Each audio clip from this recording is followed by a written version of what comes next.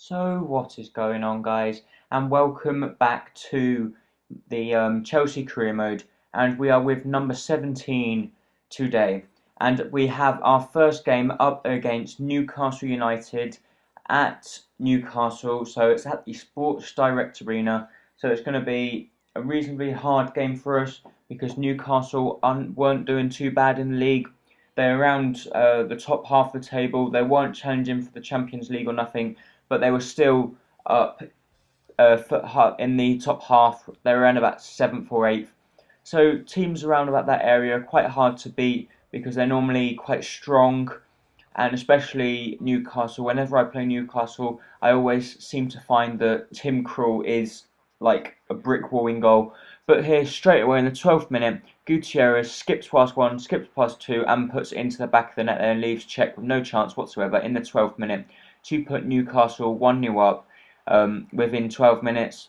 So it was going to be a long climb for us to get back up. It was a big mountain to climb, especially against Newcastle going 1-0 down.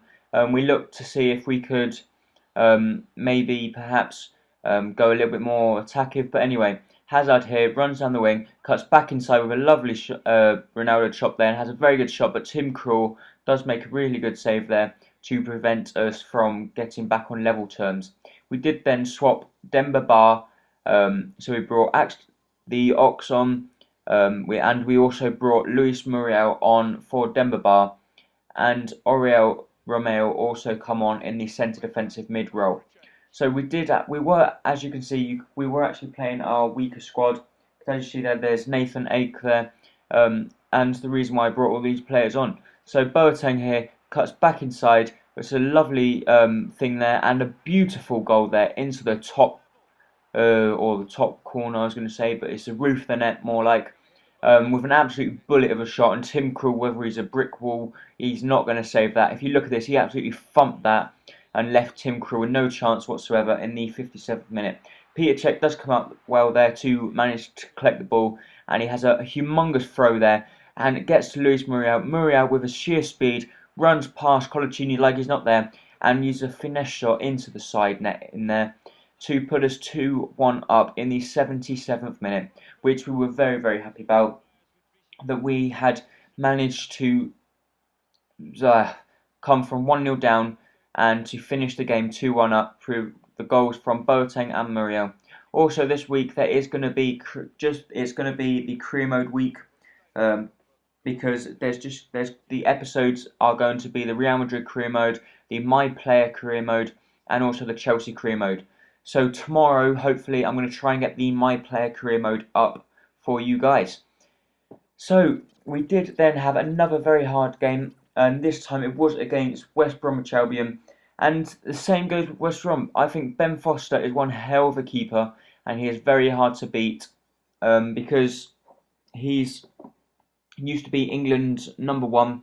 He's not England's number one at the moment because it's Joe Hart, but he has been called up recently for the England squad, and that just shows how good he is to be recalled up for the England squad. And he plays for West Brom, as you probably already know. So, could we go on to get our second win of this episode? And here we have a free kick on the edge of the box in the 40th minute, and we decide to give it to Marin, and Marin with a beautiful shot that hits the underside of the crossbar and comes back out. It might have been the top side of the post, but Cech there does make a very good save to prevent them from going 1-0 up. So we were reasonably happy about Cech making that save and denying them from going 1-0 up. Moses was through here, but unfortunately he couldn't keep his composure and he couldn't slot it into the back of the net. We did then make some changes. We decided to bring Neymar on for Demba Ba and Luis Muriel for Lalkovic, and we also took Adrian off for Kevin Prince Boateng. They did go straight on the attack straight away, and Long was through, but look how quick Subotic managed to get back. They put a lovely ball in the box there for Jakob, and fortunately his volley does go a little bit wide of the post. I think Cech might have had it covered, but it still went a little bit wide of the post, so I was still quite happy to see that go past the post. So actually the substitutes come on there, but they could not do anything in the substitutes, and the game did finish 0-0. We did then have an easier game here up against Reading, but I take every game one by one, because you can't really judge any team, because some teams you might think they're easy to beat, but they're not. Because there's teams like Reading, QPR, Wigan, all of them that are in the relegation battle, and that's why they're so hard to beat as well, because they're fighting for their lives. But anyway, we were looking to see if we could finish off this episode with a win under our belt and to give us some momentum going into the next episode. And straight from kickoff here, Luis Muriel with some lovely dribbling skills there, plays it to Hazard. Hazard there, Ronaldo chops it round the player, uses speed to get past Branta, another Ronaldo chop, cuts back inside, plays it to Boateng, Boateng with Ronaldo chop, Boateng has a shot, it comes to Muriel, Muriel into the back of the net. 3 minutes and we had already gone 1-0 up. We were very happy, the crowd was going absolutely ballistic, and yeah, so we were very happy about this, and it looked like we were going to capitalise and try and get another goal, but the keeper there makes a very good save to prevent Muriel from getting his second of the game. Neymar here unfortunately couldn't score that, and Hazard there pulls the shot a little bit and it just goes past the post in the 52nd minute to I thought he should have scored that, considering the keeper was still on the ground.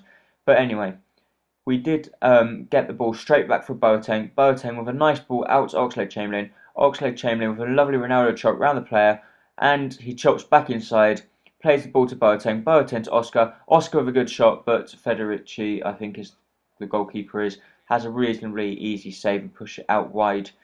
But Neymar here on the edge of the box picks up the ball and has a shot, but they do then manage to block that once again.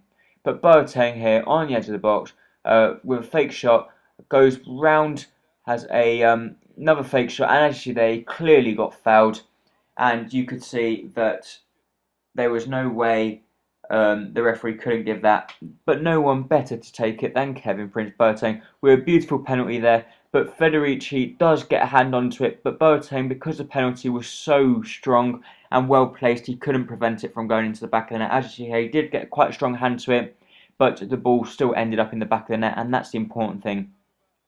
And the game did then finish 2-0 to us away from home, which we were happy about.